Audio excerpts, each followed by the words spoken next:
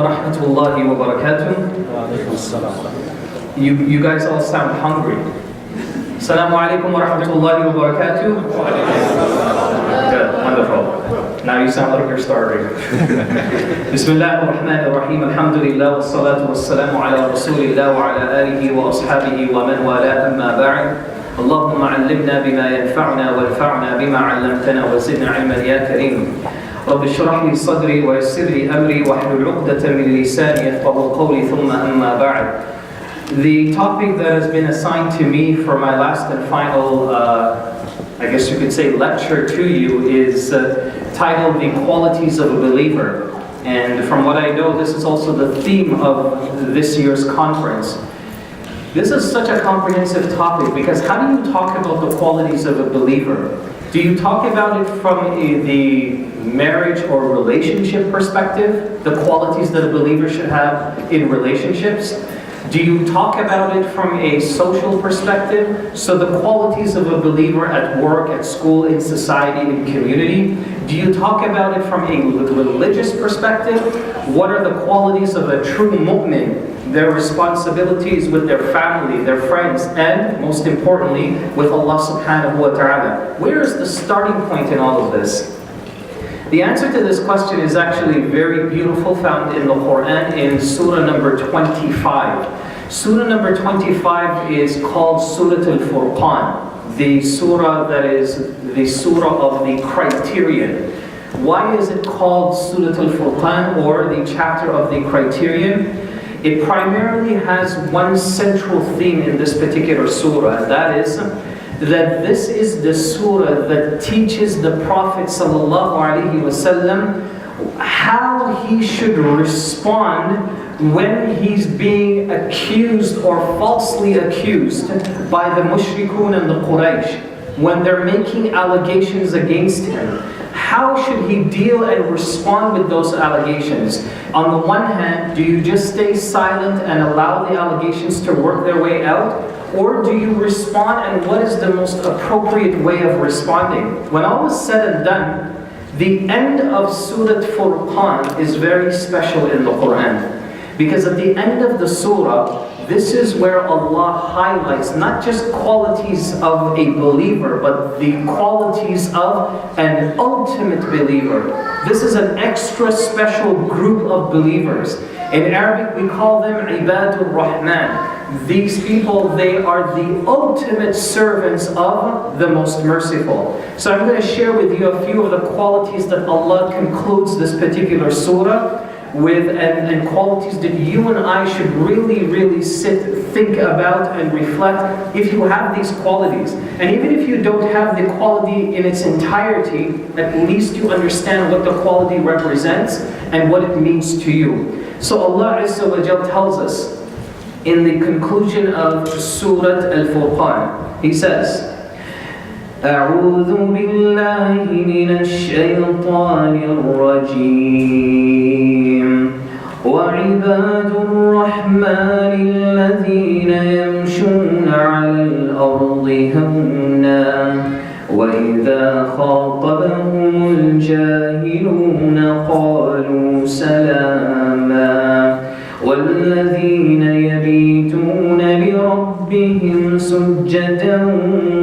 وقياما والذين يقولون ربنا اصرف عنا عذاب جهنم إن عذابها كان غراما إنها ساءت مستقرا ومقاما والذين إذا أنفقوا لم يسرفوا ولم يقتروا وكان بين ذلك قواما. So Allah Azza wa Jal tells us, the ultimate believer, the Ibadur Rahman, the ultimate slave of Allah Azza wa Jal, the Merciful One, is the one that when they walk with a sense of weakness and tranquility. يَمْشُونَ عَلَى الْأَرْضِ هَوْنًا. They walk upon the earth But they don't do so with any pride or arrogance. As a matter of fact, it's the complete opposite. When they walk with a sense of tranquility, peace, humility. They're humble with the way they conduct themselves. So here's the first quality. First and foremost, Allah calls us slaves. Abd, the plural of it, ibad. Abd is one of the most glorified titles given to prophets and messengers in the Quran. The Messenger sallallahu alaihi wasallam, he was called a slave. Subhanalladhi asra bi'abdihi. Praise be to the one that took his slave on the night journey. Allah calls him a slave. But you know what's interesting about this term? In the worldly life, if somebody called you a slave, that's the most humiliating and embarrassing thing that somebody could call you. It doesn't get any worse than someone calling you their slave. But in Islam, or from a religious perspective, when Allah calls you His slave, it's the greatest honor and the best title that Allah could give you. So it shows that how different these terms, how different these principles are from a religious perspective as opposed to a worldly perspective. Allah says that my slave, they have a very special quality. Listen to the first thing Allah says. When they walk with hawna. Hawna comes from the word hawnun. Hawnun literally means something that is very weak. It's feeble. When the believer walks, they don't walk with a sense of arrogance. They don't walk with a swag. But rather, at the same token, they don't walk with their heads down. They don't bow down to anybody. They walk with a sense of tranquility. They're just amongst everyone else. And the Prophet ﷺ was the best example of this. Do you know how many times people traveled from all parts of Arabia to come and assassinate him? And they couldn't find him? He wasn't sitting in this lavish tent that was made out of gold strings and merchandise. He was just in a regular tent. Every morning after Fajr, he would address his jama'ah, and then he'd walk out into the marketplace, and he'll just walk around, just like any other person shopping. He'll just walk around and ask people, how are you doing? Do you need anything? How's your family? He was just a normal man. Just by the way we conduct ourselves presents a sense of humility, a sense of devotion to Allah. Now here's the question. That's easier said than done, right? How do you know you have it? How do you know you are somebody that when you walk, you don't walk with this sense of pride and arrogance? How do you know you have that? You know you have this through one avenue we pass through at least 5 times a day. You know this because of the way you pray. If you take salah seriously, okay? When I say seriously, salah is it's a moment of your day. It's a pillar of your day. Where when you pray, do you see how you pray? Do you see how we start off prayer? When you judge somebody who is humble, the first thing you'll think about when you judge that person is, that person would usually be staring where? Would they be looking at everyone, or they would be staring at the ground? They'd be staring at the ground. That's immediately a characteristic of somebody who's humble. They don't have pride in them. Where do we look when we pray? We look to the ground. When you think about somebody who is humble, don't you think of somebody who doesn't put themselves out there? They don't flash with fancy merchandise, fancy terminology. They don't look for attention. They just become amongst their people. They blend in. Who do you pray with when you come to a masjid? You pray with anybody and everybody that's there. You don't care what their job is, where they come from. You stand side by side, shoulder to shoulder. Then if you look at the mechanics of how we pray, when we start off our salah, what do? We keep ourselves together. We fold our hands, we look to the ground. You know, an outsider, when they see that, you know what they would say? These people are really humble. They're staring at the ground and they're folding their arms together and they're standing in one place. Then what do we do after we stand? We go into the bowing position, the ruku'.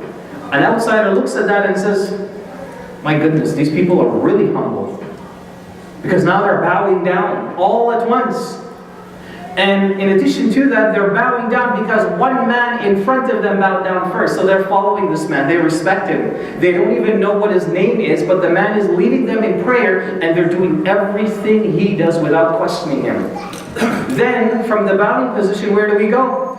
We go down now into sujood. The outsider looks at this and says, these people are exceptionally humble. Now they're taking the most important part of their body.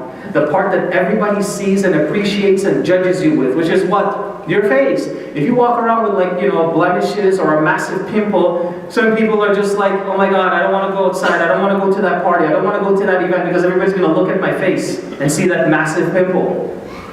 You take the same face that you care for so much and you put it on the ground where every footstep walks on. The outsider looks at that and says, my gosh, you can't get more humble than that. That's what a believer does.